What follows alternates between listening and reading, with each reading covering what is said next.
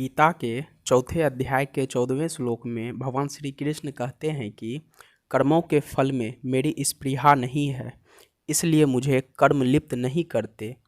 इस प्रकार जो मुझे तत्व से जान लेता है वह भी कर्मों से नहीं बनता। अब यहाँ प्रश्न यह उत्पन्न होता है कि कर्मों से लिप्त होना क्या है तथा कर्मों के फल में मेरी स्पृहा नहीं है, इसलिए मुझे कर्म लिप्त नहीं करते। इस कथन से भगवान ने क्या भाव दिखलाया है? तो इसके उत्तर में भगवान श्री कृष्ण कहते हैं कि कर्म करने वाले मनुष्यों में ममता, आसक्ति, फलेच्छा और अहंकार रहने के कारण उसके द्वारा किए हुए कर्म संस्कार रूप से उसके अंतःकरण में संचित हो जाते हैं तथा उनके अनुसार उसे पुनर्जन्म और सुख दुखों की प्राप्ति होती है।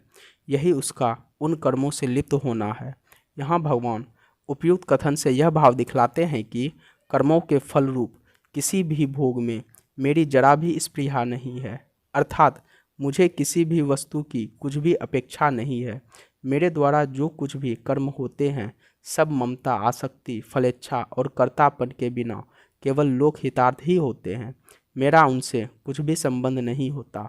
इस कारण मेरे समस्त कर्म दिव्य हैं और इसीलिए वे मुझे लिप्त नहीं करते, अर्थात बंधन में नहीं डालते। अब यहाँ प्रश्न यह उठता है कि भगवान को तत्व से जानना क्या है और इस प्रकार से जानने वाला मनुष्य कर्मों से क्यों नहीं बंधता?